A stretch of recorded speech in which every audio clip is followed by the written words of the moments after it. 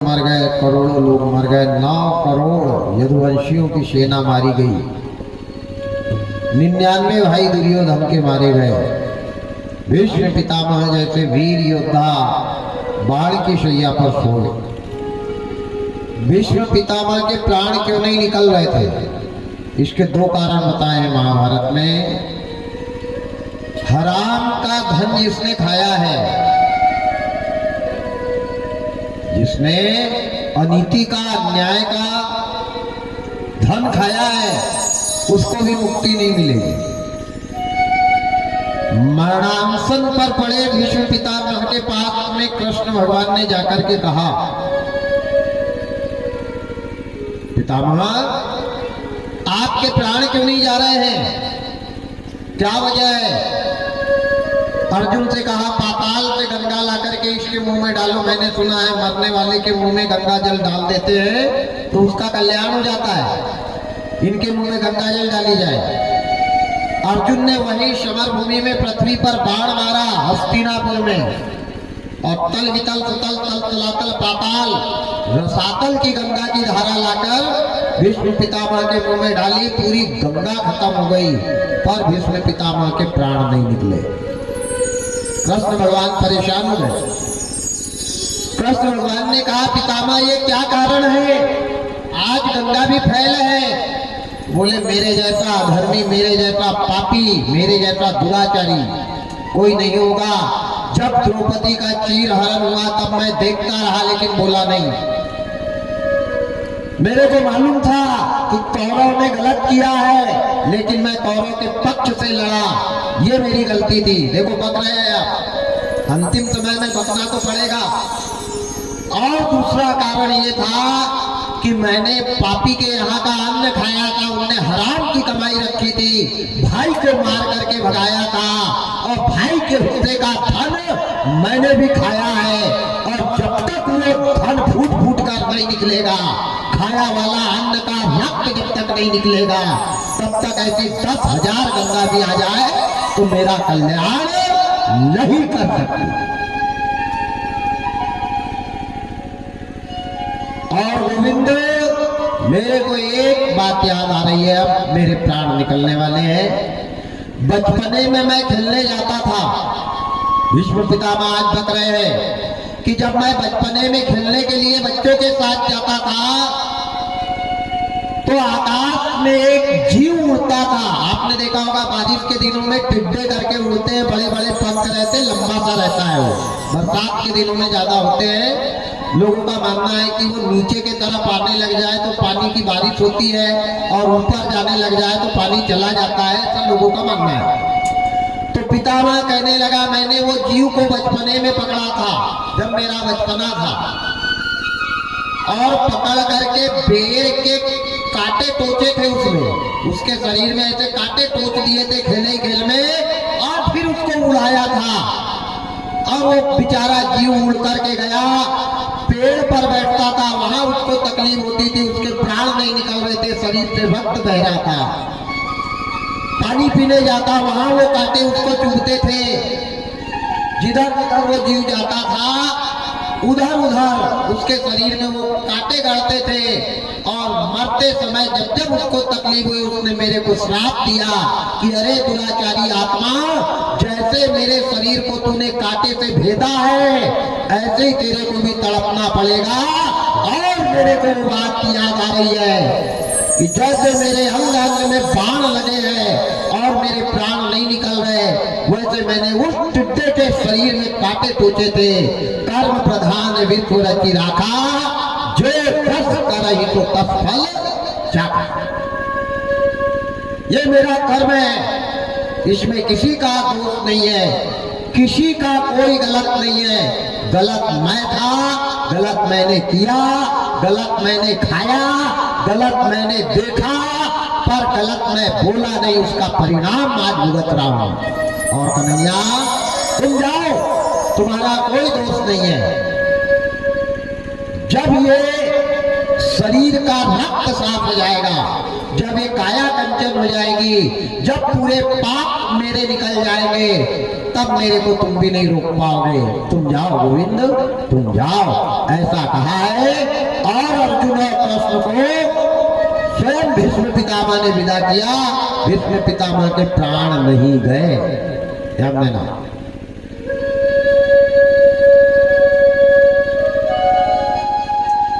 सारा मैदान, सारा समरभूमि, सारा युद्ध क्षेत्र, कहीं किसी का हाथ पड़ा है, कहीं किसी के पैर पड़े, कहीं किसी का गला पड़ा, कहीं किसी का देह पड़ा। वारे तकदीर, वारे किस्मत, वारे समय की 84। आदमी समरभूमि में ऐसे पड़े हैं जैसे गर्मी के दिनों में महुआ के पेड़ के नीचे पत्ते झड़ते हैं।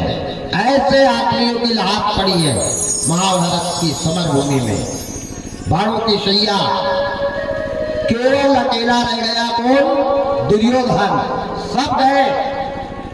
अब कल युद्ध है किसका? भीम का और दुर्योधन का। अचानक कौरवों की माता गांधारी को पता चला। गांधारी राजभवन में आंखी पे काली पट्टी बंधी है, भटक रही है इधर उधर। माता के स्तन में खुजली हो रही है। ध्यान देना, बच्चे वाली माता का स्तन में अगर खुजली आने लग जाए तो समझ जाना बच्चे के ऊपर बहुत बड़ा संकट या काल आने वाला है। ये प्रमाण भागवत का है। जब जब नारी का स्तन खुजलाता है तब तब या तो बच्चा बीमार होगा, या कोई संकट आएगा, या बड़ी से बड़ी मुसीबत दरवाजे पर आने वाली है। वारे परमात्मा, वारे विधाता। गांधारी वृद्ध हो गई, बूढ़ी हो गई। बेटे 50-50 साल के जवान है, युवा है, योग्य है, लायक है। आज माता का स्तन खजुला रहा है। माता समझ गई होनी होकर रहेगी, होनी को कोई टालने वाला नहीं। लेकिन क्या करे भगवान? आंखों पर काली पट्टी बंधी है। इतने में एक ने आकर के बता दिया, रानी तुम्हारे 99 बेटे समरभूमि में मारे गए, मर गए तुम्हारे 99 बेटे। इधर स्तन का खजुलाना और इधर गांधारी को पता लगना कि मेरे 99 बेटे मर गए हैं। माता तड़प रही है, माता रो रही है। अरे एक बेटा मरे तो माता सहन कर ले, 2 मरे तो सहन कर ले, 10 मरे तो सहन कर ले। आज 99 बेटे चले गए। माता सिर कूट कूट करके रो रही है, भगवान से कह रही है, भगवान तूने या तो मेरे को औलाद नहीं देना था, और औलाद दी तो औलाद के कंधे पे मेरे को मरगढ़ भेजना था। आज औलाद मेरे सामने मर गई, ये मेरे कौन से पाप का फल मेरे को मिल रहा है? क्यों मेरे जीवन में सुख दिया, और दिया तो मेरा सुख क्यों छीन लिया? तड़प तड़प के माता रो रही है, रुदन कर रही है, और परमात्मा से कह रही है क्या? हर बना के क्यों बिगाड़ा रे नसीबा, ऊपर वाले ऊपर वाले ऊपर वाले ऊपर वाले, बना के क्यों बिगाड़ा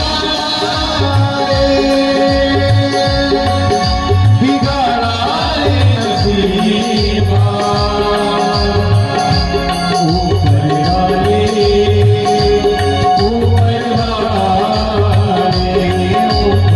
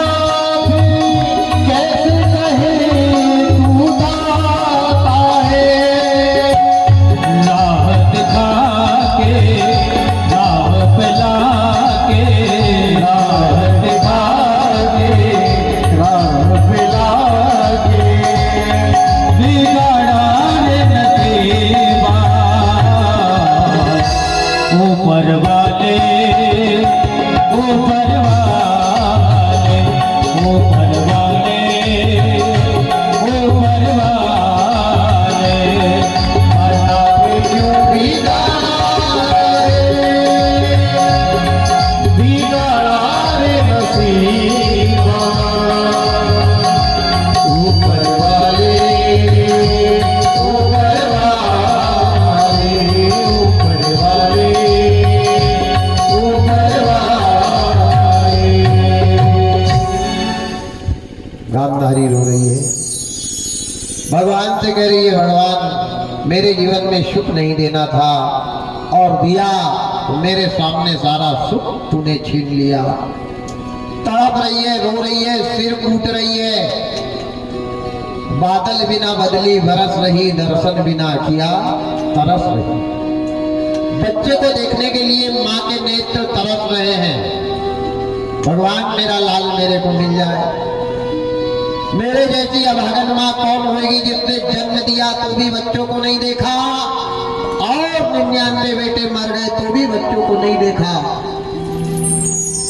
माँ का दर्द कोई क्या जानेगा।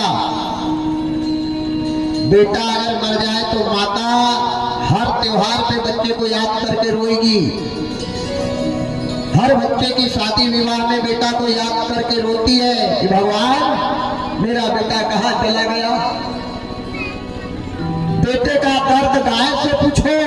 अगर गाय का बछड़ा मर जाता है तो गाय भी अपने बछड़े को जीभ से मरे हुए को चाटती है और भगवान से कहती है, भगवान मेरा लाल वापिस आ जाए। बिल्ली का बच्चा मर जाता है तो मरे बच्चे को लेकर के बिल्ली भी साथ घर घूमती है कि भगवान कहीं तो मेरा बच्चा जीवित हो जाए। आज गांधारी के 99 बेटे मर गए, कहाँ धैर्य रख रही होगी। जो दौड़ी आंखों पे काली पट्टी बंधी है, जिधर युद्ध हुआ उधर दौड़ते चली जा रही है। कभी पत्थर से टकरा के गिर जाती है, कभी पेड़ों से टकराती है, कभी बड़े बड़े कांटों की झाड़ियों में झुलस जाती है, पर बच्चे को देखने के लिए तरस नहीं है। जहां युद्ध हुआ, जहां गांधारी के 99 बेटे मरे थे, वहां गांधारी गई और हाथ से अपने बच्चों के शरीर को ढूंढ रही है। जैसे किसी अंधे की लकड़ी गिर जाए और वो लकड़ी को ढूंढता है, ऐसे अपने बच्चों को ढूंढ रही है। वारे तकदीर, वारे भाग्य, वारे कर्म का लेख। बच्चों के कहीं हाथ कटे वाले मिल रहे, उनको पकड़ के सीने से लगा रही। पैर कटा मिल रहा, उसको पकड़ रही। किसी बच्चे का गला कटा मिल रहा तो मरे बच्चों के गर्दन के गले का चुंबन कर रही है और गले को चूम करके रो करके कह रही है, क्या बार बार मुख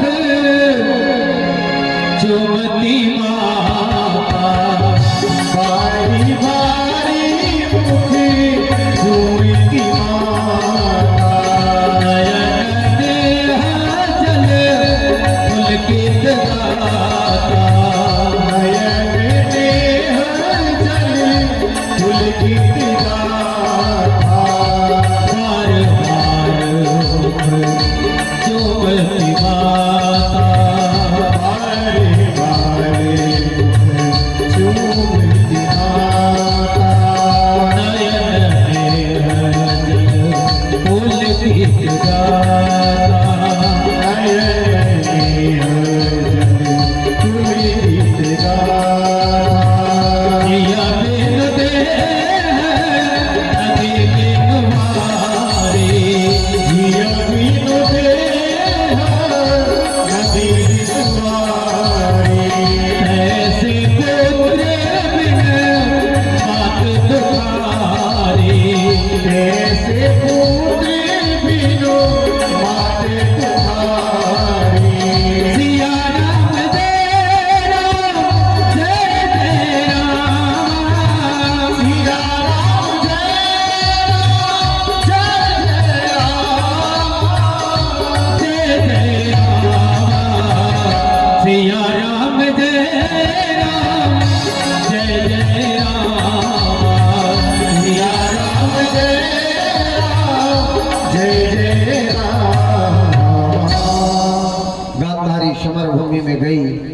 अपने मरे हुए बच्चे के सिर को पकड़ लिया, गालों का चुंबन कर रही है, रो रही है, पर देख नहीं पा रही क्योंकि आंखी पर काली पट्टी बंधी है। अगर पट्टी खोलती है तो पतिव्रत धर्म जा रहा है, और नहीं खुलती है तो 99 मरे हुए बच्चे को देखने से मां वंचित रह रही है। एक तरफ धर्म है, एक तरफ प्रेम है।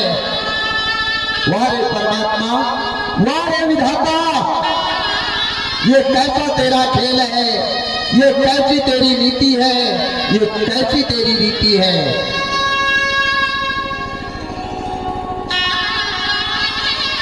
ध्यान देना, अपने शरीर की चमड़ी के जूते बना के भी माँ को अगर पहनाओगे ना तो माँ के ऋण से बेटा ऋण नहीं हो सकता मेरे भाई। 3 का ऋण बेटा कभी जीवन में अदा नहीं कर सकता। एक पितृ ऋण, एक गुरु का ऋण और एक माँ का ऋण, ये 3 के ऋण कभी अदा नहीं होते हैं, याद रखना। माँ के मन को मत दुखाना, क्योंकि हर घड़ी हर पल माँ ही बच्चे के लिए रोने वाली है, दूसरा कोई रोएगा नहीं। पत्नी घर छोड़ के भाग जाएगी, पिता छोड़ देगा, लेकिन माँ अगर दूर भी चला जाएगा तो माँ घर में बैठकर बच्चे को याद करेगी कि मेरे बेटे ने खाया या नहीं खाया। वारे परमात्मा, आज माता तड़प रही है। गांधारी की दासी गई, दासी ने जाकर के मां के हाथ पकड़े और हाथ पकड़ के कहा, मत रो रानी, बिल्कुल मत रो। अरे जो तेरा नहीं था वो गया। किस्मत के लेख को कौन टाल सकता है, कर्म की गति को कौन बदल सकता है। बिल्कुल मत रो देवी, मत रो। रोने से अगर तेरे बेटे आ जाए तो हम भी तेरे साथ रोए। क्या रोने से गई चीज वापस आ जाएगी? बिल्कुल मत रो। हाथ पकड़ा, हाथ पकड़ के घर में लाई। लेकिन किसी को समझाना आसान है, उसका दर्द तो वो जान रहा है। जिस तन लागे सो तन जाने, क्या जाने कोई दर्द बेगाने। किसी के दर्द को, किसी की तकलीफ को कोई क्या जानेगा। हम तो इतना कह देंगे कि भैया मत रो मत रो, लेकिन उसको दर्द कहाँ हो रहा उसका वो जान रहा है। माता को एक एक दिन याद आ रहे हैं कि मेरे बच्चों को मैंने इस गर्भ में कैसे पाला था, कैसे छाती का खून पिलाया था। आज मेरे पूरे बेटे चले गए। 6 दिन से पानी नहीं पिया है, 6 दिन से अनाज नहीं खाया है, 6 दिन से आराम नहीं किया है। तड़प रही है, बिलक रही है, रो रही है, कभी बेहोश हो रही है, कभी होश आ रहा है।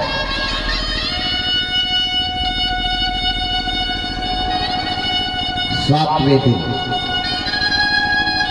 गांधारी की दासी ने बढ़िया सुंदर खीर बनाई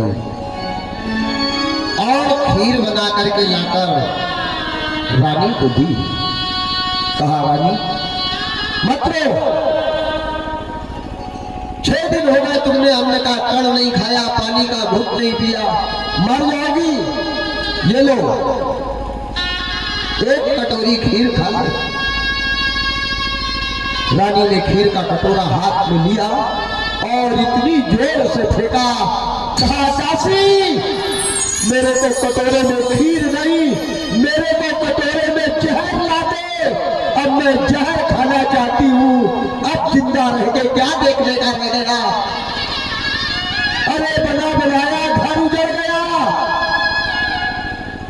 हस्तिनापुर साफ हो गया, मेरे पति अंधे तड़प रहे हैं, मेरे 99 बेटे मर गए। अब मैं खीर नहीं खाऊंगी, अब तो जहर ला के दे दे। तब दासी ने कहा, रानी तुम्हारे 99 बेटे मरे हैं, एक बेटा अभी जिंदा है, एक बेटा अभी जिंदा है। जब से एक बेटा जिंदा है कहा, रानी को थोड़ा धैर्य आया। रानी ने कहा, भगवान सब गए, अब सबके बराबर एक ही है। आज मैं नजर भर के मेरे बेटे को देखना चाहती हूँ। दासी क्या जिंदगी भर के त्याग की बांधी हुई पट्टी को खोलूंगी? धर्म जाए चूल्हे में, अब तो केवल बेटे को देखूंगी, चाहे जो भी हो।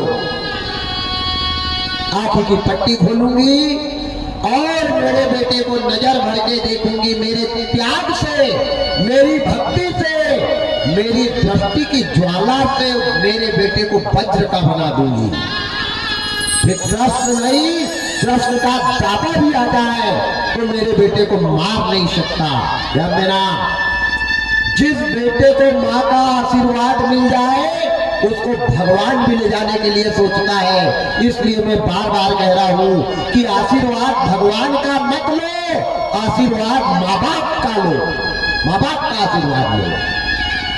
आज माँ बाप तड़प रहे हैं, क्या भगवान आशीर्वाद देगा? राम राम राम राम राम राम राम। जो माँ बाप का नहीं हुआ वो भगवान का क्या होगा? जिससे जन्म देने वाली माँ खुश नहीं हुई उससे दुर्गा माँ प्रसन्न हो जाएगी, चंडी प्रसन्न हो जाएगी, काली प्रसन्न हो जाएगी, लक्ष्मी प्रसन्न हो जाएगी। अगर इनको प्रसन्न करना है तो पहले जन्म देने वाली माँ को प्रसन्न करना पड़ेगा, याद रखना। और माँ प्रसन्न नहीं है तो दुनिया की कोई माँ तेरे से प्रसन्न होने वाली नहीं है। वारे परमात्मा, वारे विधाता। दासी से कहा, दासी जाओ और जाकर मेरे बेटे को लेकर आओ। दासी ने कहा, ठीक है रानी, मैं जाती हूं। दासी जाने लगी। जैसे दासी ने कदम बढ़ाए वैसे रानी ने आवाज लगाया, दासी इधर आओ। दासी दौड़ के आई। क्या बात है रानी, कैसे लाएगी मेरे बेटे को? इनने कहा, आप जैसा कहो। गाड़ी पे कहो गाड़ी पे, रथ पे कहो रथ पे, घोड़े पे कहो घोड़े पे, हाथी पे कहो हाथी पे, डोली में कहो डोली, पैदल कहो पैदल, आप जैसा कहो वैसे लाओ। इनने कहा, हाथी पे ला, घोड़े पे ला, पैदल ला, डोली पे ला, रथ पे ला, जिस पे ला, लेकिन लाना कैसे? मेरे बेटे के शरीर पे एक भी कपड़ा मत रहने देना, नग्न करके लाना, निर्वस्त्र करके लाना, ताकि मेरी ये ज्वाला जिंदगी भर की उसके शरीर पे पड़ेगी। जहां जहां मेरी नजर जाएगी मेरा बच्चा वज्र का बन जाएगा। मेरे बच्चे को नग्न करके लाना। इन्होंने कहा, ठीक है। दुर्योधन अकेला घर में था, चिंता कर रहा था, चिंतित था, विचार कर रहा था, भगवान ये क्या हो गया? अचानक चिंतन करना, दुर्योधन का और दासी का दरवाजे पे जाके आवाज लगाना, राजा, ओ राजा। राजा राजा दौड़ के आया, आओ दासी, क्या बात? राजा, तुम्हारे को तुम्हारी माँ ने बुलाया है। बादल बिना बदली बरस रही, दर्शन बिना किया तरस रही। माँ के नेत्र बेटे को देखने के लिए तरस रहे हैं, तुमको बुलाया है। ने कहा, चलो अभी चलते हैं। नहाया धोया, बढ़िया, तीर तलवार रखी।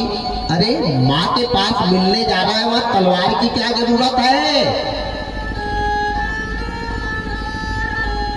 भगवान के पास जाना कैसे जाना, बड़ों के पास जाना कैसे जाना, माँ बाप के पास जाना कैसे जाना? माँ बाप के पास शस्त्र की जरूरत नहीं है, लेने के लिए जाना क्या? आशीर्वाद। भगवान के पास त्याग कर जाना क्या?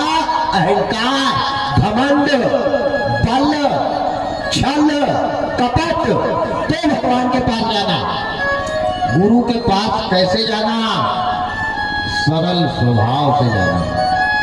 पानी तेरा रंग कैसा, जिस रंग में मिला दे उसी रंग के जैसा। ऐसे स्वभाव कहीं चार लोगों के पास जाना चाहिए। आप तीर तलवार रख के जा रहा है, अरे राम राम राम राम, माँ से मिलने जा रहा कि माँ का गला काटने जा रहा है। मौत पहले ही संकेत कर देती है कि बचने वाला नहीं। इन्हें कहा राजा ऐसे नहीं बुलाया है। फिर कैसे बुलाया है? बोले तुम्हारी माँ ने कहा है तन बदन पे कपड़ा भी नहीं होना, कमर में काला धागा भी नहीं होना, हाथ में भी अगर बंधन बंधा हो तो वो बंधन भी खोल लेना। ऐसा बुलाया है, नग्न होकर के बुलाया है। अब दुर्योधन की उम्र है 45 साल। 45 साल का हट्टा कट्टा जवान भला निर्वस्त्र होकर कैसे जाएगा? पर बेटा 45 साल का हो जाए, नहीं 100 साल का हो जाए, अगर माँ जिंदा है तो माँ के लिए तो वो बेटा ही है ना कि बाप बन जाएगा। फिर माँ के सामने जाने में किस बात की शर्म? जिसने खाई शर्म उसके फूट गए शराब। दुर्योधन ने सोचा माँ के पास जाना है, नंगा होकर के जाऊंगा। जब गांव में से नंगा होकर के जाऊंगा तो लोग पागल बाबा आ गया करके बच्चे लोग पत्थर मार मार के मेरे को मार डालेंगे। मैं तो माँ के पास जा ही नहीं पाऊंगा। कोई लोग सोचेंगे कोई पागल आ गया, लाठी से मारने लग जाएंगे, नहीं पकड़ के मेरे को कारागार में कर देंगे। नहीं, पर माँ ने बुलाया है, नंगा तो जाऊंगा नंगा ही। इनने कहा काशी अभी दिन का समय है, दिन में गलियारे में, घर में, मकान में, खेत में सब पब्लिक रहती है। कोई ना कोई मेरे को देख लेगा और देखेगा तो मेरी हंसी होगी।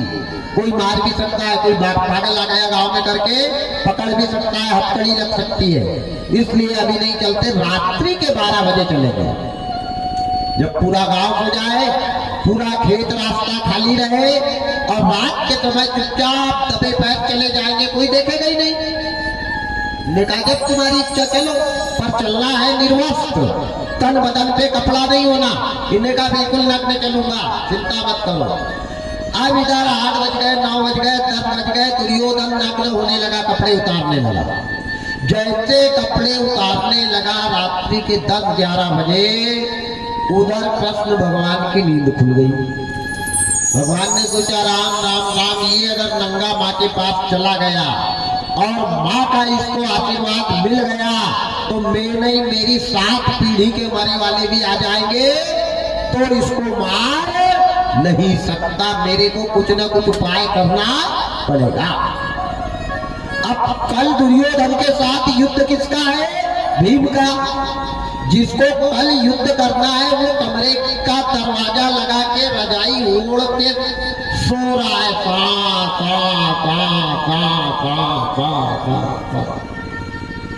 कृष्ण भगवान 11 बजे गए और जाकर के भीम का दरवाजा खटखटाने लगे, कहने लगे उठो भीम, भीम उठो, भीम उठो, भीम उठो। आवाज लगाई। बहुत देर के बाद में, आधा घंटा के बाद भीम ने दरवाजा खोला। इन्हें कहा भगवान, आंखें मलते हुए उठा। इन्हें कहा चैन से सोने भी नहीं देते हो। इन्हें कहा अरे पागल हो गया क्या, चैन से सो रहा है, कल युद्ध करना है और तू सो रहा है। भीम ने कहा भगवान युद्ध कल है ना, अभी तो नहीं है, तो कल के चक्कर में आज की नींद क्यों खराब करूं? आज तो चैन से सोने दो, कल जो होगा देखा जाएगा। आज तो चैन से सोने दे। इन्हें कहा अरे चैन से नहीं, तेरा दुश्मन नंगा होके माँ के पास जा रहा है और माँ ने उसको नजर भर के देख लिया तो वज्र का बना देगी, और वज्र का बना दिया तो महाभारत अपने दादाओं से नहीं जीता जाएगा। भीम ने कहा भगवान बात ऐसी है, अगर कल युद्ध में मैं हारा तो मेरी बदनामी नहीं होगी, बदनामी तुम्हारी होगी। लोग कहेंगे बड़ा कृष्ण था ना, क्या किया इसने मेरे लिए, इसलिए तुम जानो, तुम्हारी रामलीला जानो। भीम ने दरवाजा लगाया, रजाई पलटाई और सो गया।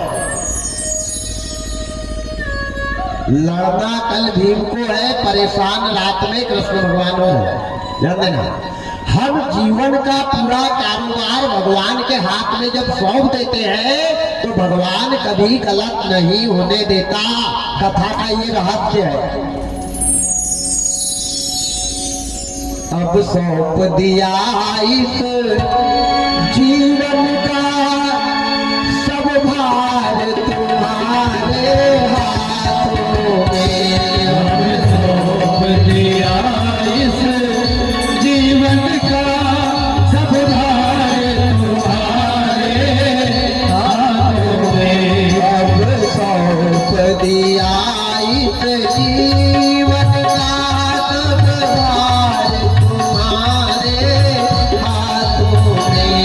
अब सौंप दिया इस जीवन का सब भार तुम्हारे हाथों में।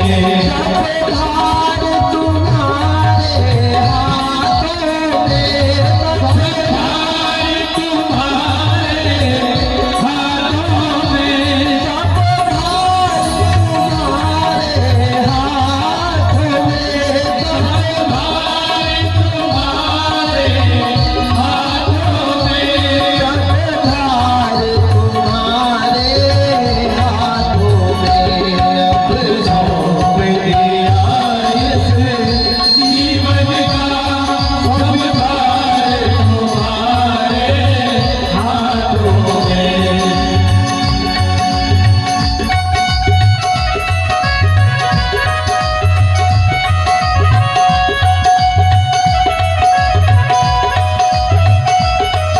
सब भार तुम्हारे हाथों में। पखवार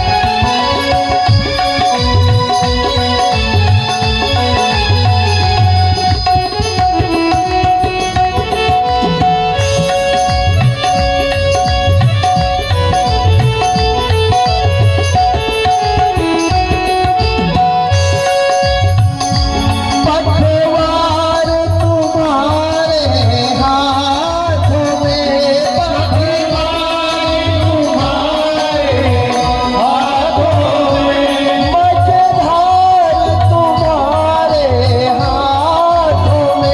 मझधार तुम्हारे हाथों में। है जीत तुम्हारे हाथों में और हार तुम्हारे हाथों में। अब जीत तुम्हारे हाथों में और हार तुम्हारे हाथों में।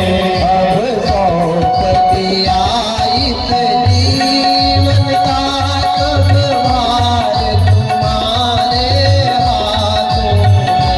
अब सौंप दिया इस जीवन का सब भार तुम्हारे हाथों में।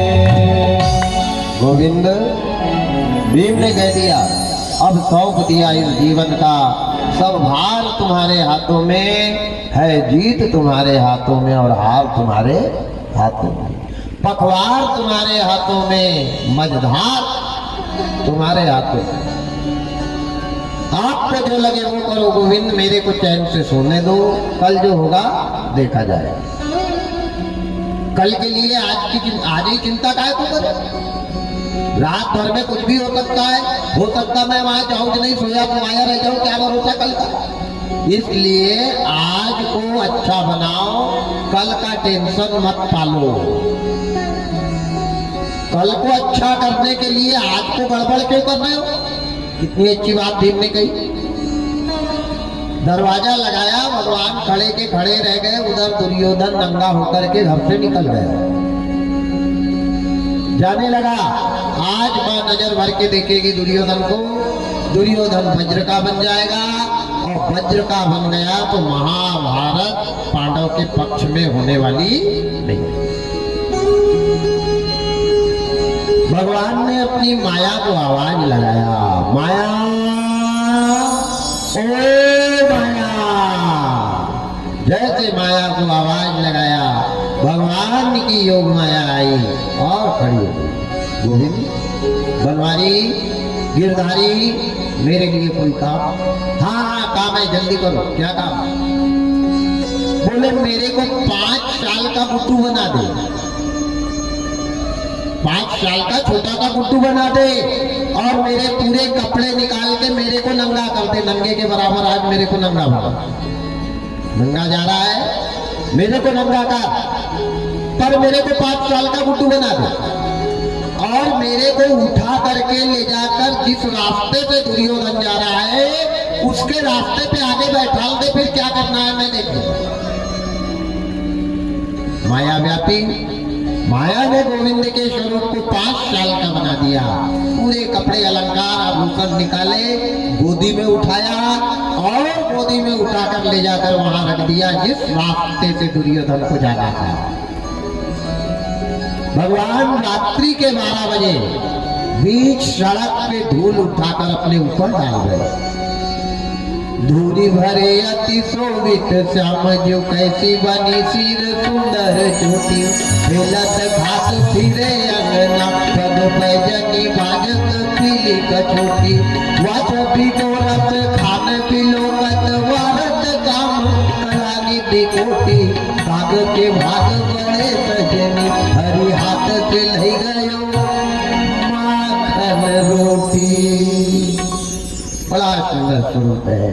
धूरी भरे अति शोभित श्यामजू कैसी बनी सिर सुंदर चोटी, खेलत खात धूल को खा भी रहे और अपने ऊपर खेल रहे, डाल रहे। अन्य कृष्ण भगवान ने इस धरती की धूल को प्रसाद समझ के खाया है। ध्यान देना, धरती क्या है? ये शब्दों की तपोभूमि है। अरे जिस राम के पैर की रज से पत्थर की नारी अहिल्या बन गई, अगर ये रज हमारे माथे पे लग जाए और काया कल्प हो जाए, पल में काया कल्प हो जाए। बुजुर्ग लोग नहीं बैठे, इनसे पूछना, ये सोकर के उठते हैं तो सबसे पहले जमीन पे हाथ घिस के धूल माथे पे लगाते हैं, जमीन के पैर पड़ते हैं। क्यों लगाते हैं? ये धर्म है कि सैया पे से सोकर के उठने के पहले लात नहीं, हाथ जमीन पर लगाना चाहिए। लात नहीं, हाथ। ये माँ है, इस माँ पे पहले हाथ लगाओ, फिर दिन भर लात तो लगाना ही है। उठते बराबर हाथ लगाओ और हाथ लगा के प्रणाम करो, माँ अब दिन भर हमारी रक्षा तूने करना। ये धरती माँ कदम कदम पे रक्षा करेगी प्यारे, पर यहाँ तो उठते बराबर सबसे पहले मुंह का गुटका फूटते हैं, आग लगे उनकी बुद्धि में। बीड़ी पीकर जलाकर उससे घुसेड़ते हैं आग में, मिट्टी में। हे राम, कैसे कल्याण होगा? पागल थे क्या कृष्ण भगवान? पागल थे क्या? राम जी ने धूल अपने माथे पे लगाई है। भगवान राम ने धूल तक लगाई है अपने माथे पे। हमने क्या सीखा भागवत से?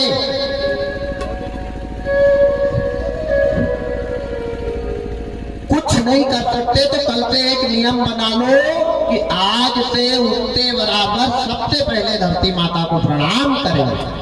बना लो ये नियम। इसमें पैसा लग रहा क्या? खर्चा लग रहा क्या? टाइम लग रहा क्या? शर्म आ रही क्या?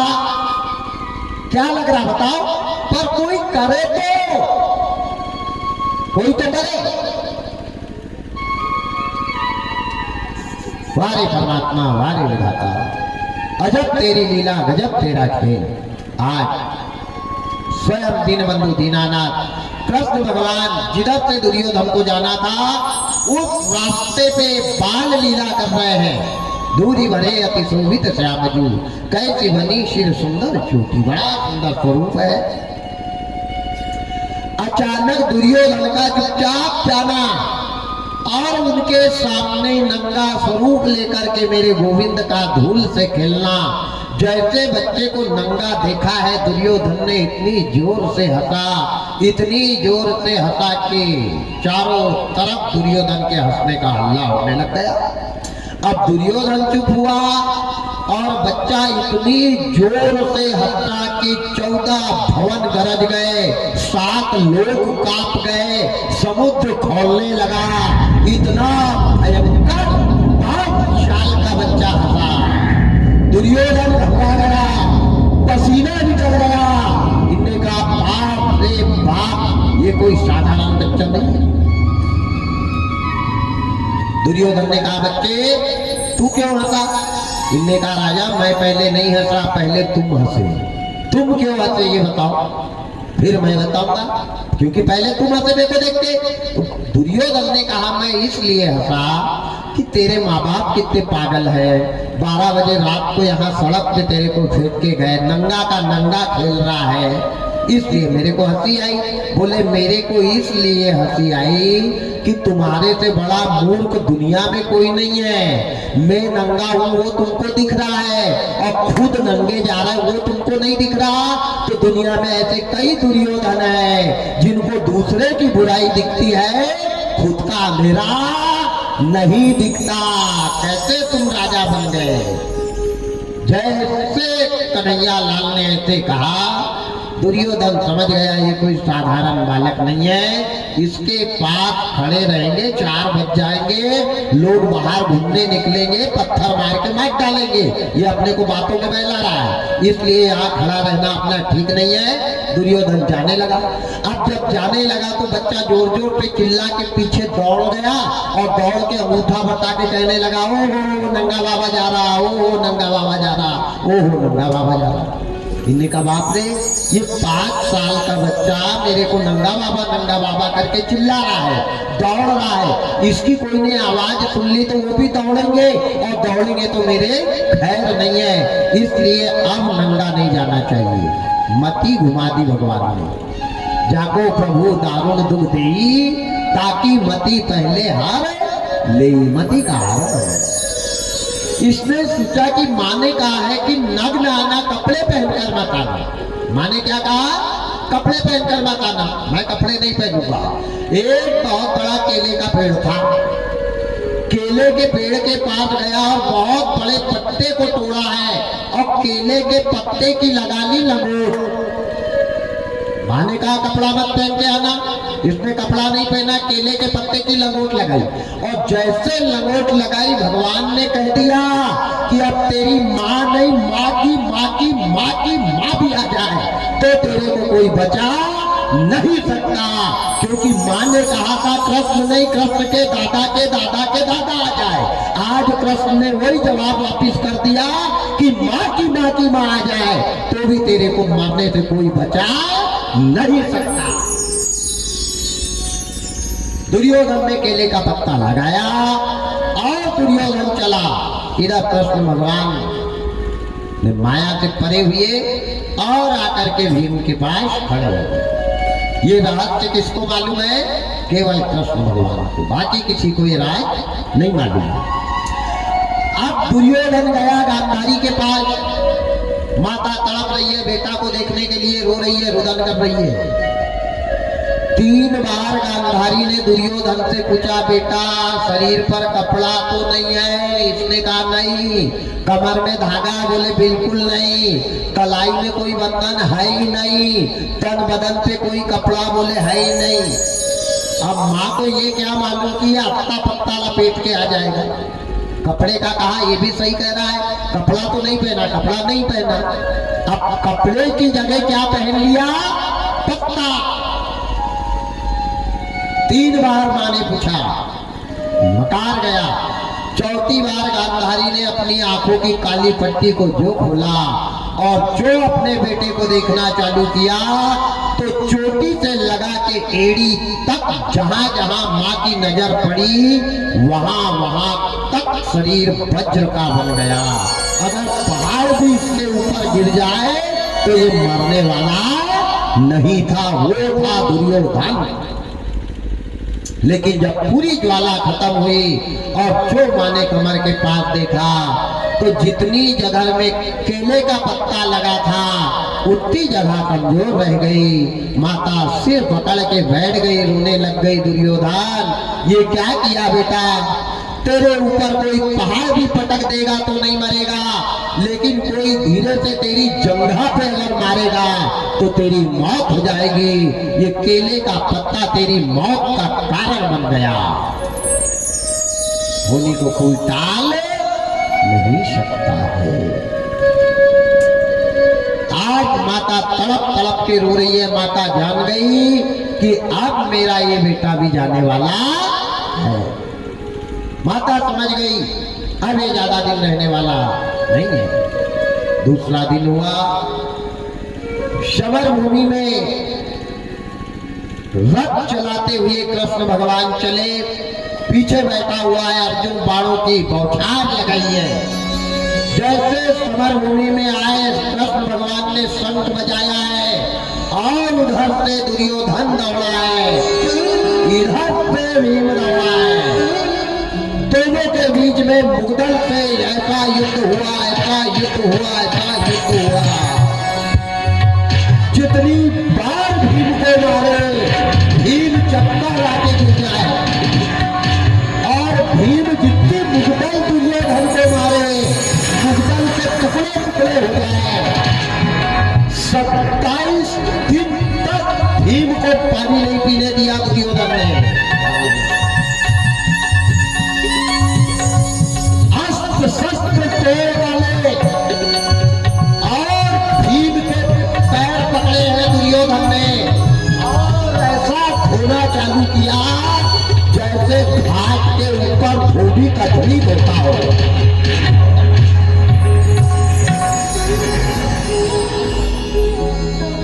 भीम ने सोचा जान बची लाख उपाय। बार बार कृष्ण को रथ के तरफ देखे तो कृष्ण भगवान ने भी मुंह घुमा लिया। इनने कहा अपन इधर देखो ही मत, नहीं इसको घमंड हो गया तो और जरा इसकी भी धुनकाई हो जाने दे बच्ची। तो भीम को धुनकाने दिया थोड़ी बहुत देर। जब भीम ने सोचा कि अब तो मर ही जाऊंगा, वहां से भागने लगा, तो भगवान ने सोचा कि इधर छत्री समर भूमि से भाग गया तो छत्री से बड़ा कोई कायर नहीं है। छत्री को या तो समर भूमि में मर जाना चाहिए या मार देना चाहिए, लेकिन पीठ बता के कभी नहीं भगना चाहिए। होगा जो होगा। अब भीम के तरफ जैसे कृष्ण भगवान ने देखा, समझदार को इशारा काफी और मूर्ख के ऊपर लाठी भी बाकी। समझदार को इशारा काफी, समझदार इशारा से समझ जाते हैं। कृष्ण भगवान ने भीम को इशारा किया। भीम को कृष्ण भगवान मंजले भैया कहते थे, तो क्या कहा? मंजले भैया अहो, मंजले भैया अहो, मतलब मुगदल घुमाओ और इसकी जंघा के जोड़ पे लगाओ। भीम ने देखा मौका और लगाया चौका।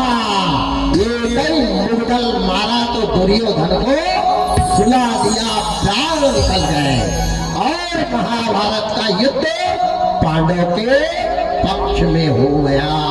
बोल गोपाल कृष्ण भगवान की सत्य की विजय हो। अब कौरव के गुरु का नाम था द्रोणाचार्य, और द्रोणाचार्य का एक बेटा था जिसका नाम था अश्वत्थामा। ये कौरव के गुरु का बेटा था। इसको अश्वत्थामा को पता लगा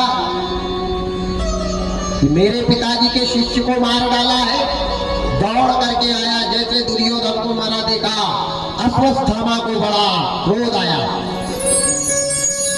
शिष्य कैसा भी हो और गुरु कैसा भी हो, गुरु के लिए शिष्य ने हर पल खड़े रहना चाहिए और शिष्य के लिए गुरु ने भी हर पल खड़ा रहना चाहिए। ध्यान देना, शिष्य गुरु का रिश्ता साधारण रिश्ता नहीं है। द्रोणाचार्य जानता था कि ये गलत है, इनने गलती करी है, लेकिन हमने नमक इनके घर का खाया है, मर जाएंगे पर पक्ष इसका ही लेंगे। मर जाएंगे क्योंकि नमक खाया है, पले है, हम नमक हराम कभी नहीं बनेंगे। ध्यान देना, पक्ष मजबूरी में लिया।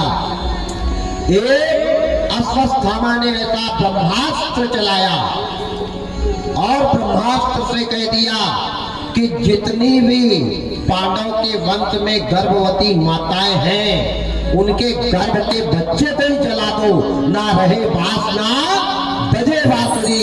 अगर इनने कौरव का वंश साफ किया है तो तुम आने वाले पांडव के वंश को साफ कर दो। माताएं ध्यान देना, माताओं ने भागवत सुनने जाना नहीं, ध्यान से सुनो। और जाना तो ये पक्का निर्णय करके जाना कि जब तक आरती नहीं हो तब तक सोएंगे नहीं तो जाना, और नहीं तो घर में ही सो जाना। और अगर कथा सुनने गई और वहां नारी सोती है, बुरा मत मानना। जो नारी भागवत कथा में सोती है उनके पुत्र की मौत होती है, उनके पुत्र की मौत होती है। अभिमन्यु की मां, प्रमाण बता रहा हूं भागवत का आपको।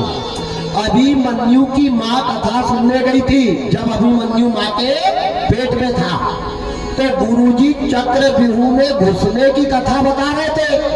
जब तक घुसने की कथा बताई तब तक वो जागी, और जब निकलने की कथा बताने लग गए तब वो सो गई थी। वही अभिमन्यु महाभारत के चक्रव्यूह में घुस तो गया, लेकिन निकलते समय रास्ता भटक गया, क्योंकि माँ उसकी सो रही थी, उसने वो कथा नहीं सुनी थी। बेचारा तड़प तड़प के चक्रव्यूह के अंदर मर गया। इसलिए नारी को कथा में सोना नहीं चाहिए। पुरुष सो जाए तो चल जाएगा थोड़ा मोड़ा, लेकिन माताओं को नहीं। ऐसा मत सोचना कि अपनी बिरादरी वाले का पक्ष करते, बात वो नहीं है, ये सत्य है। नारी का त्याग ही नारी की रक्षा है। आज अभिमन्यु की पत्नी का नाम था उत्तरा, और अभिमन्यु का बच्चा उत्तरा के गर्भ में पल रहा था। पांडव के पुत्र वधु का नाम था उत्तरा।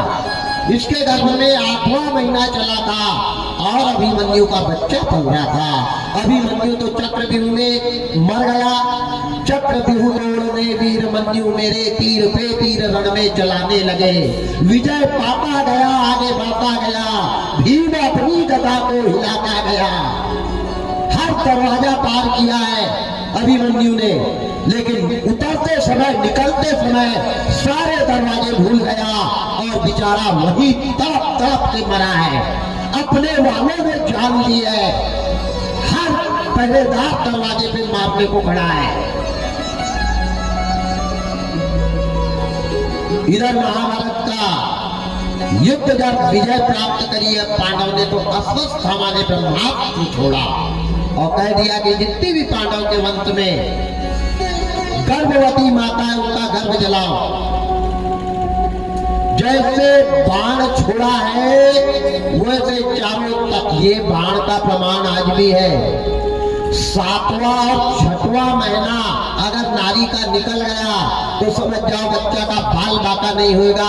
अक्सर बच्चा मां के गर्भ में 6वें और 7वें महीने में ही खत्म होता है, ध्यान देना। 6 तक तो तकलीफ नहीं होती, 6 क्रॉस किया कि दर्द भी बढ़ता है, परेशानी भी बढ़ती है और बच्चे की मौत मंडराती है, लेकिन वो परमात्मा गर्भ के अंदर बच्चे को रखना है, ध्यान देना। 6वां और 7वां माह अगर नारी का निकल गया तो बच्चे का बाल बाका भी नहीं होगा 8वां 9वें में, ध्यान देना। 8 का भी बच्चा बचता है, 9 का भी बचता है। 6 और 7 के बच्चे आ भी गए तो कुछ समय के बाद मरे जाएंगे, क्योंकि ये अश्वत्थामा के बाण का प्रभाव आज भी है, आज भी है। नारी को 6वें 7वें महीने में घूमने नहीं जाना चाहिए। नारी को जो गोदी भराई की रस्म होती पिता के यहाँ जाकर नहीं करना चाहिए। पिता के परिवार वालों ने गोदी भरने लड़की की ससुराल में जाना चाहिए। यहाँ तो पूरा ही उल्टा नियम है। महाराज 7वां महीना लग गया, लिया हो क्या, तो अपन भी कहते लिया भैया, तेरे को जो दिखे मना कर दे तो कहेंगे कहाँ का पागल पंडित है साला, आज तक तो ऐसा देखा नहीं। 6वें 7वें महीने में गर्भवती बेटी के माँ बाप ने बेटी को गोदी भरने के लिए घर में नहीं लाना चाहिए। कान खोल के सुन लो, क्योंकि ये संकट का समय है, ये आपत्ति का समय है, ये विपत्ति का समय है। इसको घर के अंदर रखो, घर के बाहर अस्वस्थमा का बाढ़ फैला हुआ है। न जाने कौन सी तरंग कब गर्भ में चली जाए और बच्चे के प्राण चले जाए। तुम्हारा सातवां रह जाएगा घर में, याद रखना।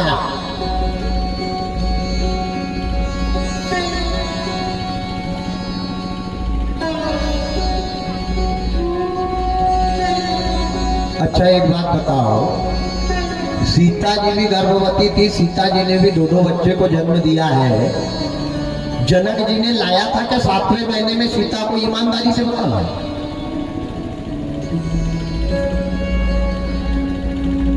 कहाँ लिखा है कि 7वें महीने में लाना और फिर साल भर तक फोन भी मत लगाना? कहाँ लिखा है ऐसा? अरे राम राम राम राम राम। बेटी तुम्हारी है, जिंदगी भर सातवा करते रहो, जितना दोगे कोई घटेगा क्या? हर महीना एक साड़ी भिजवाते जाओ, उसका आशीर्वाद मिला तो अंबार खुल जाएगा। हर महीना भिजवाओ एक साड़ी बेटी को, क्या घट जाएगा? कि 7वें में ही दोगे?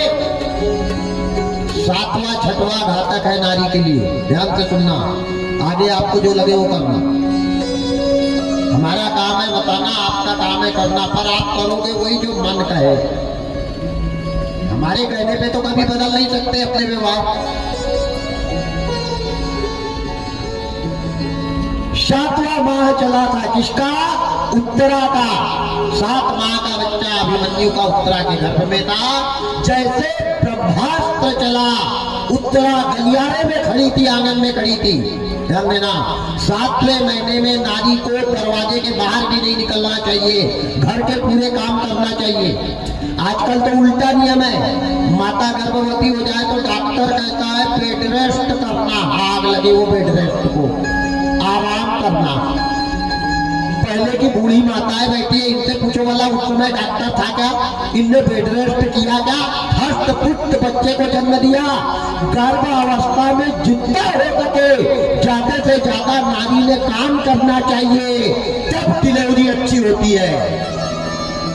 जितना नारी गर्भवती होकर काम करेगी उतनी तकलीफ कम होगी, उतना बच्चा हस्त पुष्ट अच्छा रहेगा। आप तो 2 महीने से डॉक्टर के चक्कर काट रहे, बहू बेड रेस्ट कर रही है, सासू उसके पैर दबा रही। भाई ठीक है ना, आग लगे वो बेड रेस्ट को, सत्यानाश कर दिया बेड रेस्ट।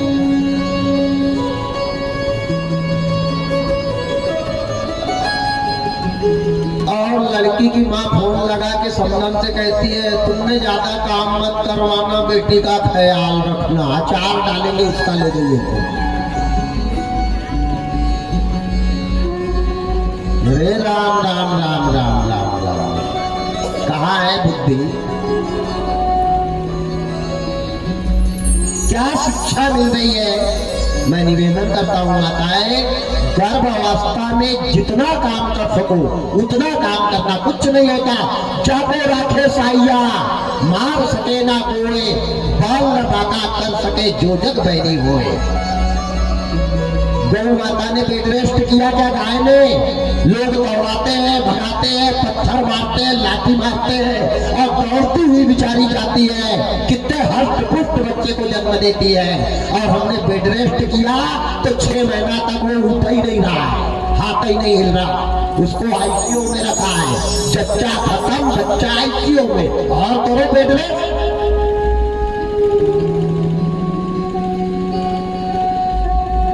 हाँ महाराज बात तो सही है, पर अब क्या करें, करना तो पड़ेगा।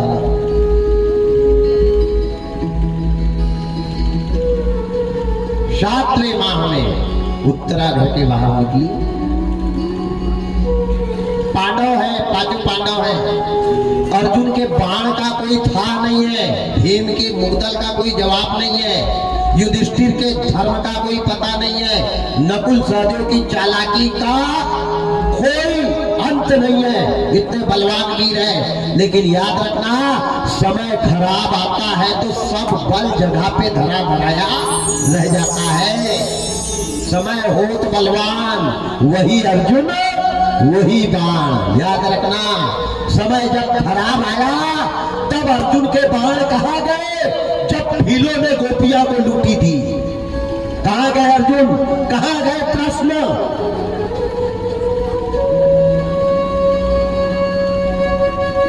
ऐसी शिक्षा मत दो, सातवें और छठवें महीने का ख्याल रखो विशेष। जितना ज्यादा हो सके काम करवाओ गर्भवती बहू से, ताकि बच्चा निरोगी रहे, हष्ट पुष्ट रहे, ब्लड का सर्कुलेशन चलता रहे, खाना पीना ज्यादा खाए और बच्चा तंदुरुस्त पाए। ये बताती है भागवत।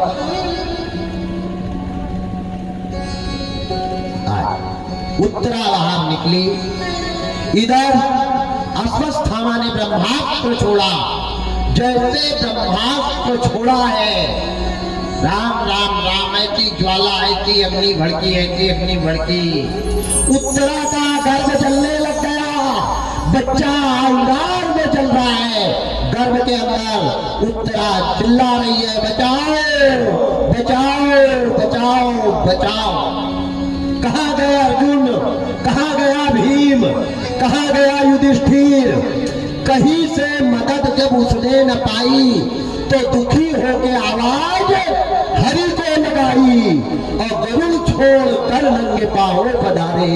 हरे कृष्ण गोविंद मोहन मुरारे, यही नाम मुख में हो हरदम हमारे। हरे कृष्ण गोविंद मोहन मुरारे। अजय मिल अथम ने क्या की थी बुराई, मगर आपने उनकी बिगड़ी बनाई।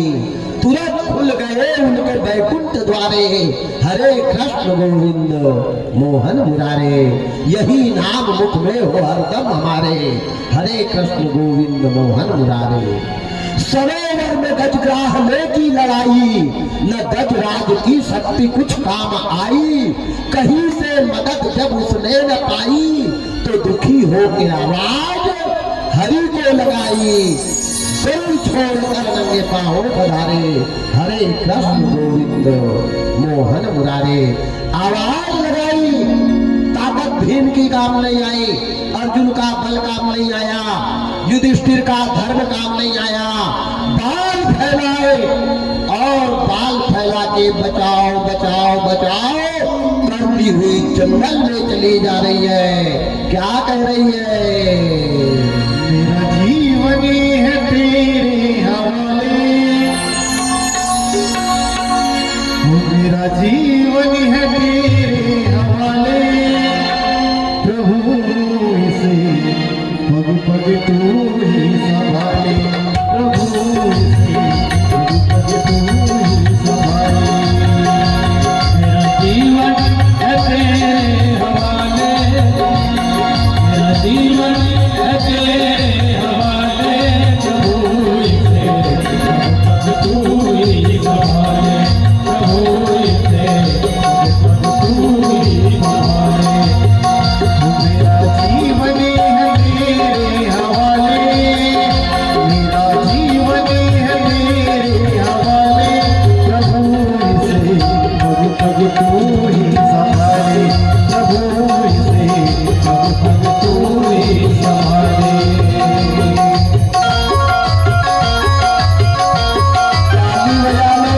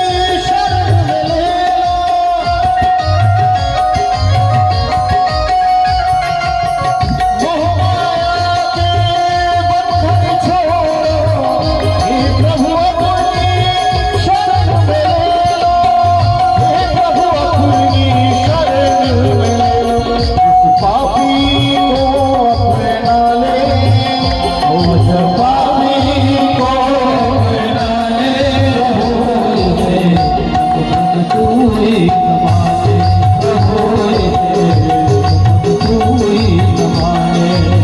वो मेरा जीवन है तेरे हवाले, मेरा जीवन है तेरे हवाले, प्रभु इसे पग पग तू ही संभाले, प्रभु इसे पग पग तू ही संभाले, प्रभु इसे पग पग तू ही संभाले, प्रभु इसे पग पग तू ही संभाले।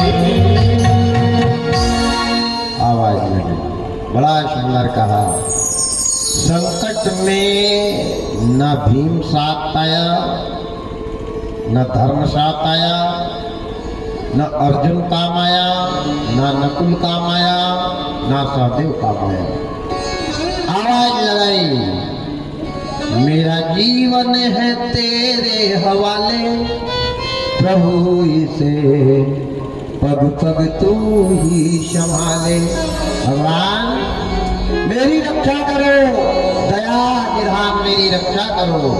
जैसे भगवान को आवाज लगाई, ध्यान देना, साक्षात परमात्मा आ गए। और आकर के कुछ लोग तो कथा में बताते हैं कि उत्तरा के गर्भ को कवच से ढका, उत्तरा के गर्भ को कवच से नहीं ढका, भगवान स्वयं उत्तरा के गर्भ में बच्चा को बचाने के लिए चले गए। जीव मास को जन्म से पहले वही है पालनहारा, और हार माँ के रुधिर में देखो दहे दूध की धारा। बच्चे की गर्भ के अंदर रक्षा करी, बच्चे की गर्भ के अंदर सुरक्षा करी। कितने दिन इस जीव को परमात्मा 9 महीना तक गर्भ में बचाते हैं। ध्यान देना, बच्चा माँ के गर्भ में रोता है, बच्चा माँ के गर्भ में सोता है, बच्चा माँ के गर्भ में हंसता है, बच्चा माँ के गर्भ में गोल घूमता है, बच्चा माँ के गर्भ में खाता है। क्या खाता है? पार्ले जी कि ब्रिटानिया 2020 है। ध्यान देना, वो परमात्मा सब कुछ पूरा करता है। वो खिलाता है, वो पिलाता है, वो रुलाता है, वो हंसाता है, वो सुलाता है, वो घुमाता है, वो फिराता है, वो ही बचाता है। क्योंकि यहाँ पर चलती है उसी की सत्ता, और उसकी सत्ता के बिना नहीं हिलता एक भी पत्ता। याद रखो, हमारे परमात्मा 9 महीना 9 दिन तक उत्तरा के गर्भ की रक्षा करी है। भगवान ने जैसे भगवान ने रक्षा करी, 9 महीना 9 दिन के बाद उत्तरा के गर्भ से बड़ा सुंदर बच्चा हुआ। पांडव के वंश में खुशी आई, पांडव के वंश में बड़ा आनंद आया। पांडव बड़े प्रसन्न हो रहे हैं कि भगवान अब हमारा वंश में वंश को चलाने वाला आ गया। ज्यादा किसी भी चीज को पाकर के खुश नहीं होना, क्योंकि खुशी ही दुख का कारण बनती है। जब जब ये जीव खुश हुआ है तब तक संकट सामने आया है। जब जब ज्यादा पैसा आए है तब तक घर में रोग घुसा है। दौलत ज्यादा अच्छी होती क्या? अरे राम राम राम राम राम।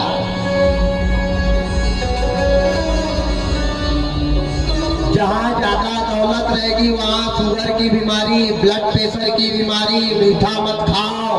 और जो गरीब रहेंगे, जिनके यहाँ बैठने के लिए बिस्तर नहीं रहेगा, उनको जीवन में एक इंजेक्शन भी नहीं लगता। सब खाओ, खुशी से रहो और तंग फोड़ काम करो, है।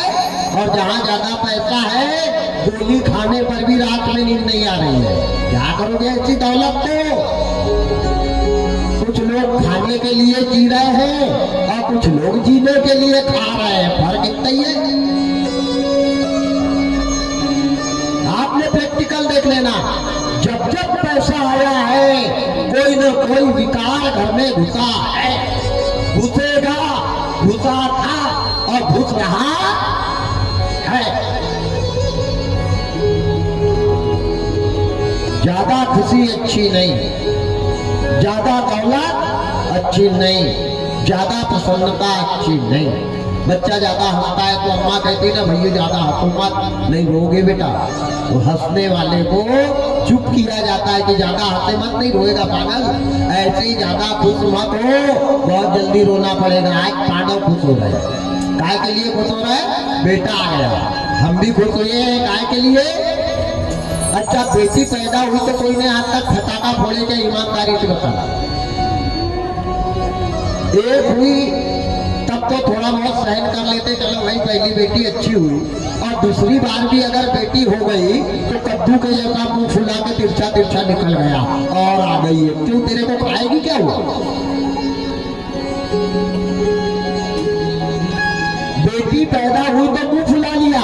याद रखना 7 जन्म के पुण्य से बेटियों का जन्म होता है। भिखारी के घर में बेटी पैदा नहीं होती कभी, दानी के घर बेटी आती है। याद रखना। बेटा पैदा हुआ तो फटाके फोड़े, फोड़ो फटाका, क्योंकि मरने के बाद बाप जो वो खोपड़ी फोड़ेगा, तुम फटाका फोड़ो वो खोपड़ी फोड़ेगा। और फोड़ी है, फोड़ रहा है, क्या करोगे बेटा को? धन्य है परमात्मा, धन्य है विधाता। आज बेटे का जन्म हुआ, पांडव के वंश में खुशी हुई, पांडव बड़े प्रसन्न है, पांडव बड़े आनंदित है।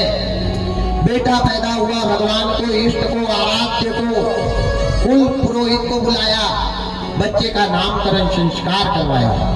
जैसे बच्चे को देखा है गुरुजी ने, तो क्या देखा कि राम राम राम, ये बच्चा 9 माह तक भगवान ने जिसकी रक्षा करी, बड़ा ज्ञानवान, धीरवान, चरित्रवान, गुणवान, भूखे को भोजन कराएगा, प्यासे को पानी पिलाएगा, गरीबों का घर भरेगा, भटके को रास्ता बताएगा, परेशान का मददगार बनेगा। ये बहुत अच्छा राजा बनेगा, बहुत अच्छा राजा बनेगा। पर लग गया, पर परंतु लेकिन किंतु लग जाए, समझ जाओ कोई कारण है। बहुत अच्छा राजा बनेगा, पर इसकी परीक्षा जीवन में एक बार होगी। इसकी बहुत कठिन परीक्षा होगी, और जब परीक्षा होगी तो ये परीक्षा में फेल हो जाएगा, और फेल हो जाएगा। परीक्षा होने के कारण इसका नाम राजा परीक्षित रखा। बोल भक्त भगवान की। पांडव के वंश में उत्तरा के गर्भ से अभिमन्यु का बेटा राजा परीक्षित का जन्म हो गया। बच्चों को सिखाना नहीं पड़ता है, याद रखना। घर का जैसा माहौल रहता है, घर के जैसे लोग रहते हैं, घर में जैसा व्यवहार रहता है, उनको देख देख के बच्चे सीख जाते हैं। अगर आप कोई आने पर खड़े हो रहे हो, गिलास पर पानी लेके जा रहे हैं, तो आपकी देखा देखी आपकी औलाद भी वो काम करेगी। बोलो करेगी कि नहीं? कि नहीं मेरे पिताजी ऐसा करते थे, मैं भी करूंगा। अब जिस घर का बुजुर्ग ही नहीं कर रहा है, वहां की औलाद क्या पानी पिलाएगी? अरे नाम छोड़ो, कोई आया देख लेगा, कोई आया है तो पीछे के दरवाजे से सटक सीताराम, कहाँ टेंशन पाले आता नहीं है, घर में बता देना। ये धर्म है। आज राजा परीक्षित का नामकरण संस्कार किया, कर्ण छेदन संस्कार किया, मूढ़न संस्कार किया, यज्ञोपवित्र संस्कार किया, अन्न प्रसादन संस्कार किया। कितने महीने में बच्चे को अनाज खिलाना चाहिए, ये भी भागवत में लिखा है। और पहला अनाज माँ बाप के घर का नहीं खिलाना चाहिए। पहला अनाज मामा के घर से चावल आते हैं, उसकी खीर बना के बेटे को चटाई जाती है, तब अन्न खाना चालू होता है। यहाँ तो 5 महीना में ही पकड़ा दी मक्के का टुकड़ा, खाता रहे में काम कर ले जब तक। वो गणेश जी बन के बैठ गया 6 महीना में, गणेश जी के जैसे पेट निकल गया। राम राम राम है? ये संस्कार है। कितने साल का बच्चे को अन्न खिलाना चाहिए, कहाँ का अन्न पहले खाता है, ये सारे संस्कार हिंदू धर्म के हैं। हिंदू धर्म में 16 संस्कार है। कितने? 16। और 16 में से एक भी नहीं है, केवल एक बचा है, वो भी हैप्पी बर्थडे टू यू। जलाओ और फूक करके बुझा दो, फटाका, आग लगे वो फटाका के। क्या करते? हमको हमारे 16 संस्कार नहीं मालूम, हम हिंदू हैं और धर्म वाले से उनके संस्कार पूछो बता देंगे। हमसे कोई पूछ ले तो एक संस्कार का नाम नहीं मालूम है। पढ़ने जा रहे हैं, संस्कार नहीं सीख रहे, वहां तो वीडियो फिल्म देख रहे हैं। विडंबना है। ये धर्म है संस्कार से बच्चे को अवगत करवाया। जात कर्म संस्कार होता है। दशरथ जी के यहाँ बेटे का जन्म हुआ ना 4, तो दशरथ जी ने क्या किया, ध्यान से सुनना, दोहा लिखा है, रामायण पढ़ो तो बच्चा पैदा होता है तो सबसे पहले क्या करना चाहिए?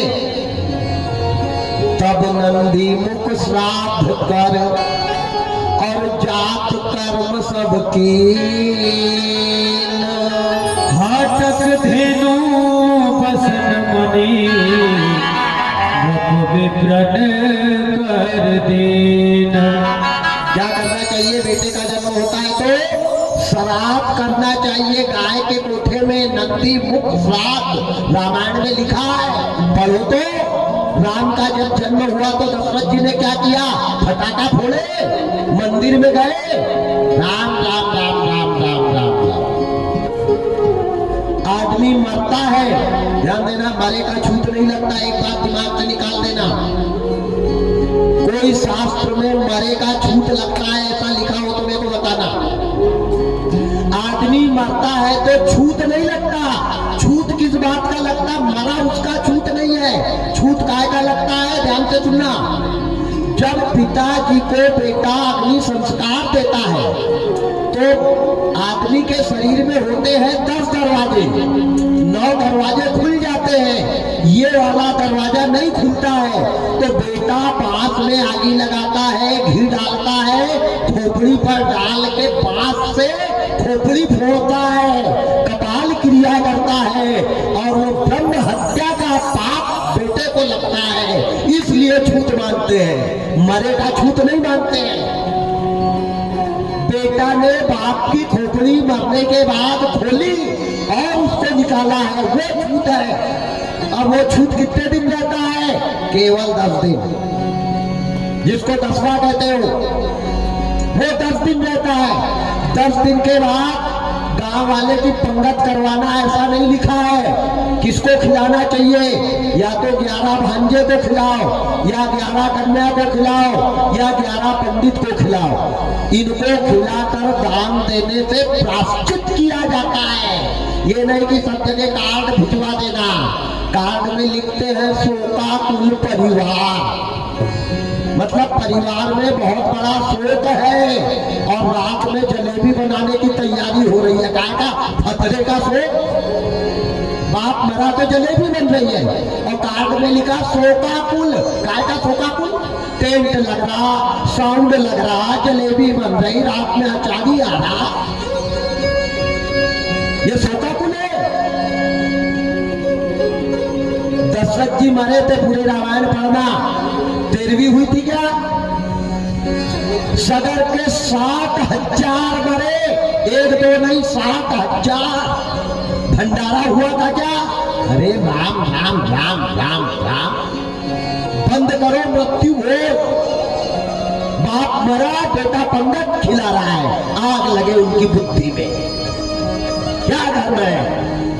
कौन से शास्त्र में लिखा है? हाँ, 10वां होता है, वो भी इसलिए कि पुत्र ने ब्रह्म हत्या का पाप कमाया, इसलिए वो परिवार को छूत लगा।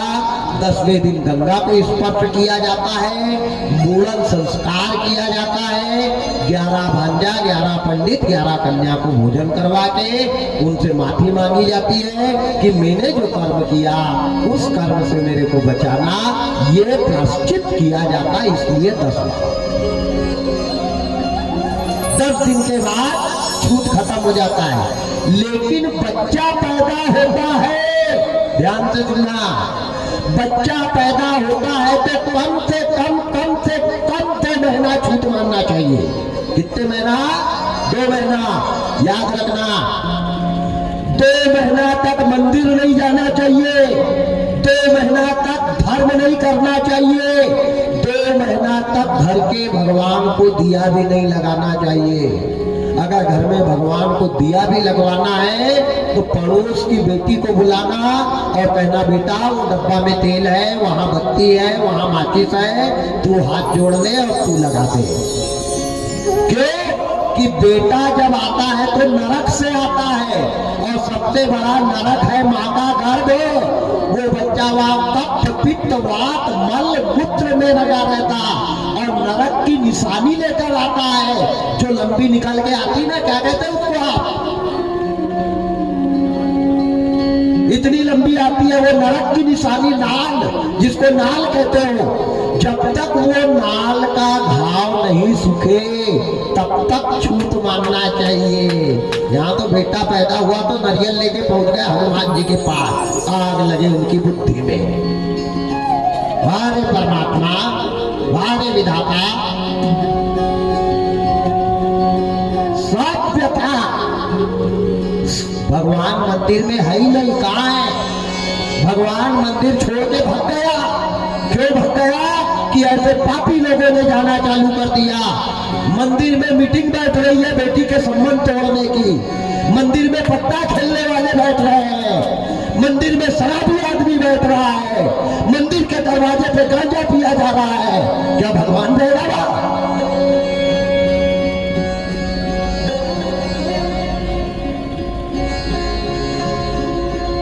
जब तक हमारे कर्म नहीं बदलेंगे, जब तक सोच नहीं बदलेंगे, जब तक विचार नहीं बदलेंगे, तब तक मंदिर का देवता कल्याण करने वाला नहीं है। सावधान इंडिया। आज पांडव के यहाँ उत्तरा के गर्भ से पुत्र उत्पन्न हुआ। कोई मंदिर गुरु के पैर तक नहीं पड़े पांडव ने। गुरुजी हमारे यहाँ छूतक है, नरक की निशानी लेकर के ये बच्चा आया है, प्रायश्चित किया। कोई गंगा स्नान नहीं किया, कोई वारसा नहीं। 12 दिन, 12वें दिन केवल, और एक बात है ध्यान देना, 12 दिन तक जिस बच्चे को जन्म देने वाली माँ है उसने सूर्य के भी दर्शन नहीं करना चाहिए। 12 दिन तक, दिन के बीच में अगर वो सूरज को देखती है तो गंगा में मानसिक धर्म से नहाने का पाप लगता है। जैसे मानसिक धर्म वाली माँ अगर गंगा में नहा ले और जो पाप लगता है वो पाप सूरज को देखने से लगता है। 12 दिन तक सूर्य की किरण नहीं देखी जाती।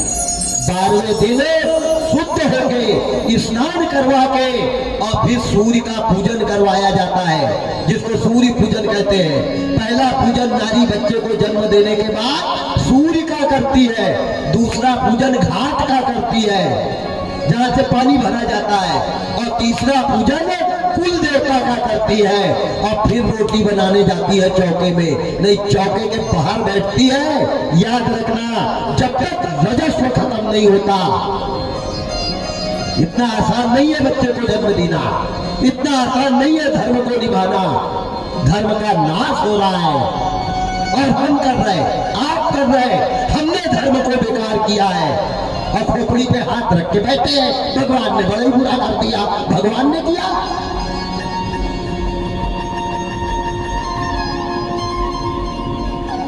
थोड़ा तो विचार करो। सोचा कभी? सोचेंगे महाराज तू तो आगे की कथा बता है, हम सोच लेंगे समझ गए, इतने नादान थोड़ी है। उत्तरा के सारे धर्म कर्म से अवगत करवाया, बच्चे का नामकरण संस्कार किया, बच्चे का नाम राजा परीक्षित रखा। पांडव बड़ा अच्छा धर्म कर्म कर रहे हैं। धीरे धीरे धीरे धीरे परीक्षित बड़ा होने लगेगा। पांडव जैसा कर रहे हैं वैसा परीक्षित सीख रहा है। परीक्षित पांडव के सामने कभी बराबरी में नहीं बैठा। जब पांडव बैठे रहते थे तो दरवाजे पे हाथ जोड़कर खड़ा रहता था राजा परीक्षित। जितने भी जवान बेटे बैठे हैं ध्यान से सुनना, अगर पिता कुर्सी पर बैठा है तो मजाल नहीं कि बेटा बराबरी में बैठ जाए। कहाँ है आज बेटा? बाप आज नीचे बैठा है, बेटा कुर्सी पर ठसा है, क्या करोगे? क्योंकि वो पढ़ लिख गया है और कुछ ज्यादा ही पढ़ लिख लिया है, ज्यादा ही पढ़ा लिखा है। ये धर्म है। शास्त्र कहता है कि 15 साल के बाद लड़के ने अपनी माँ से भी गुप्त कपड़े नहीं दिलवाना चाहिए, अपने कपड़े अपने हाथ से धो के डालना चाहिए। 15 साल के बच्चे ने जूठी थाली माँ से नहीं उठवाना चाहिए, थाली खाना खा के उठा के जहाँ मांजने के बर्तन रखते हैं वहां रख के उस पर पानी डाल देना चाहिए ताकि वो दोष ना लगे तेरे को। इतना आसान नहीं है, भक्ति कठिन है भाई, खाने से नहीं आई, कोई बिरला संत ने पाई। इतना त्याग करना पड़ेगा तब भागवत सुनने का फल मिलेगा।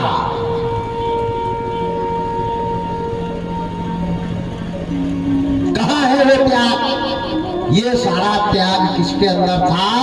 राजा परीक्षित के अंदर था। पिताजी जब तक बैठे रहते थे, दादा जब तक बैठे रहते थे, दरवाजे पे खड़े, जितना बोले उतना ही जवाब दे, वो है बेटा। यहाँ तो कई औलाद बाप को कहती पैदा काहे के लिए किया, वाह वाह वाह, उसने तो पैदा ही कर दिया, तू पैदा ही करके देख लेना। ये जवाब औलाद दे रही है। क्या करोगे? क्या करेगी भागवत? आज राजा परीक्षित धर्मवान, नीतिवान, न्यायवान, ज्ञानवान धीरे धीरे बड़े हो गए। बड़े हो गए तो पांडव को बेटे की चिंता सताने लगी। भगवान एक के दो कर दो। अब राजा परीक्षित के विवाह की तैयारी पांडव करने लग गए। बड़ा सुंदर उत्तर दिशा की बेटी युवराती के साथ में राजा परीक्षित का विवाह किया। ध्यान देना, श्रवण कुमार की जब शादी हुई थी, श्रवण कुमार के माँ बाप अंधे थे।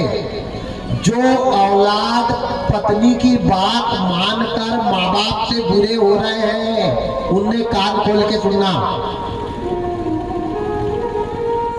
श्रवण कुमार जब सुशीला को शादी कर लेकर आया था तो सुशीला को रोकर के पहले दिन बताया था कि देवी, ये मेरे अंधे माँ बाप ने मेरे को बड़े परिश्रम से पाला है, इनने मेरा चेहरा नहीं देखा, मैं पैदा हुआ और इनकी आंखें गायब हो गई, मेरे को छाती का दूध पिलाया है, मरमर में कमाया है, और मैं रोज कमाई करके लाके सबसे पहले मेरे माँ बाप को खिलाता हूँ, उसके बाद खाता हूँ। तेरे से मेरा निवेदन है कि मेरे लिए थाली मत लगाना, लेकिन कभी मेरे अंधे माँ बाप के साथ छल कपट मत करना, छल कपट मत करना, नहीं ये सर्वन मर जाएगा, क्योंकि ये मेरे माँ बाप नहीं, मेरे भगवान है देवी, मेरे भगवान है। और वो पत्नी ने माँ बाप से छल किया और श्रवण कुमार ने घर छोड़ा और माँ बाप को कावड़ पे लेकर निकल गया। वारे श्रवण, वारे श्रवण। है वो बेटा दी किसी ने अपनी पत्नी को ये अकल?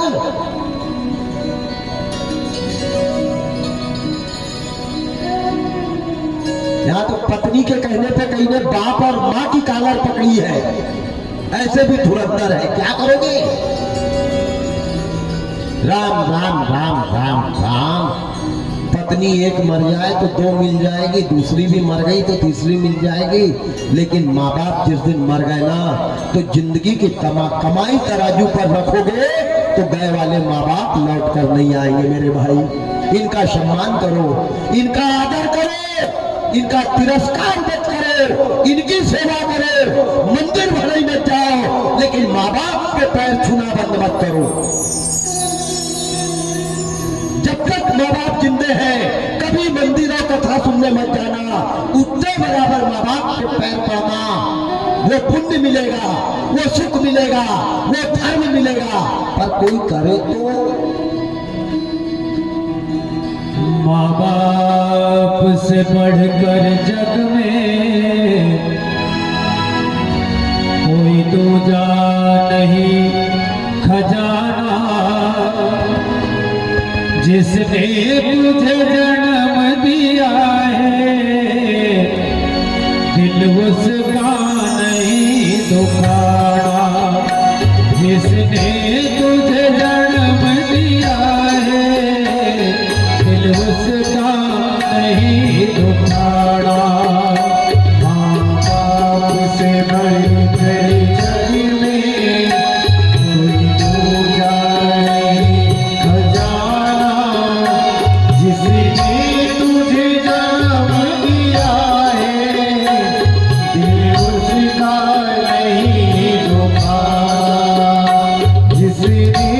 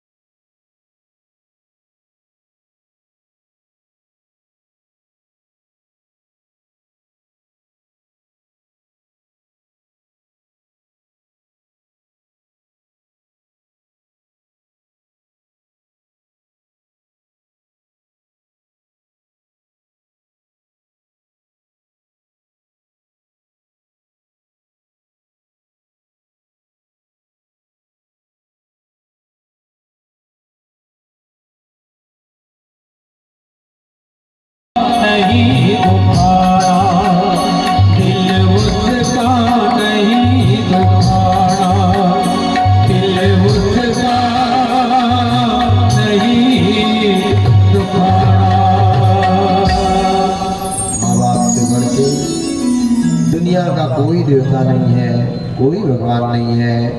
माँ बाप के मन को कभी मत दुखाओ। जिसने तुझे जन्म दिया है दिल उसका कभी नहीं दुखाना। बहुत आनंद के साथ,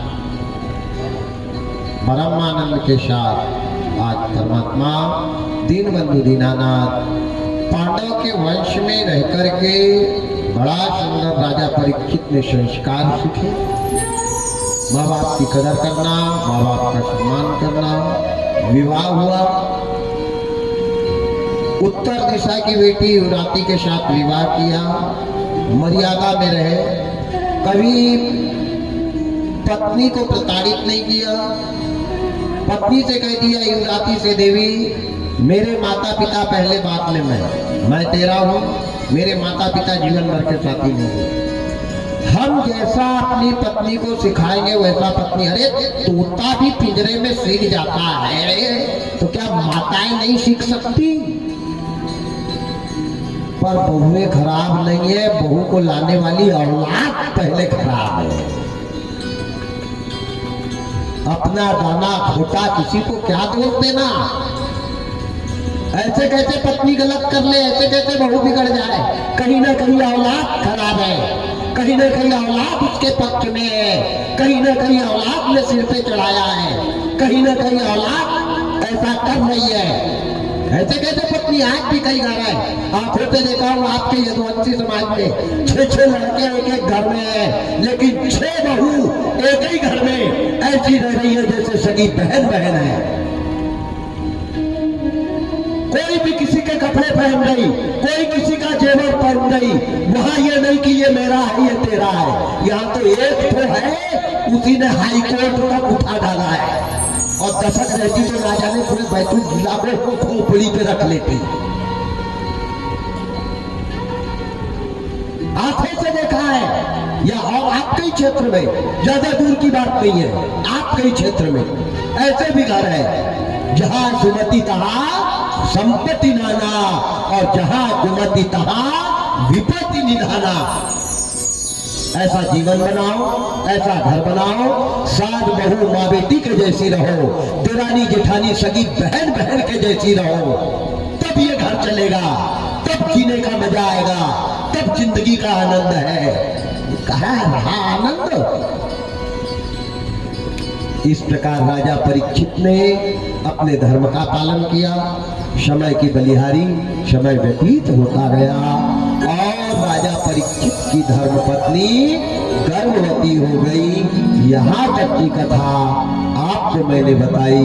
अब बैटरी हो गई डिस्चार्ज, कल करेंगे चार्ज, 1 बजे फिर यहाँ मिलेंगे। कल राजा परीक्षित का दिग्विजय प्राप्त करना और श्राप लगने के बाद सुखदेव जी के पास जाना और सुखदेव जी के पास जाकर के उनकी शरण में बैठ जाना। ये कल की कथा है। करे तेरी आरती रुक्मणी रमण भगवान, करे तेरी आरती रुक्मणी रमण भगवान, करे तेरी आरती रुक्मणी रमण भगवान, करे तेरी आरती। कान्हा करे तेरी आरती, कान्हा करे तेरी आरती, रुक्मणी रमण भगवान, करे तेरी आरती रुक्मणी रमण भगवान, करे तेरी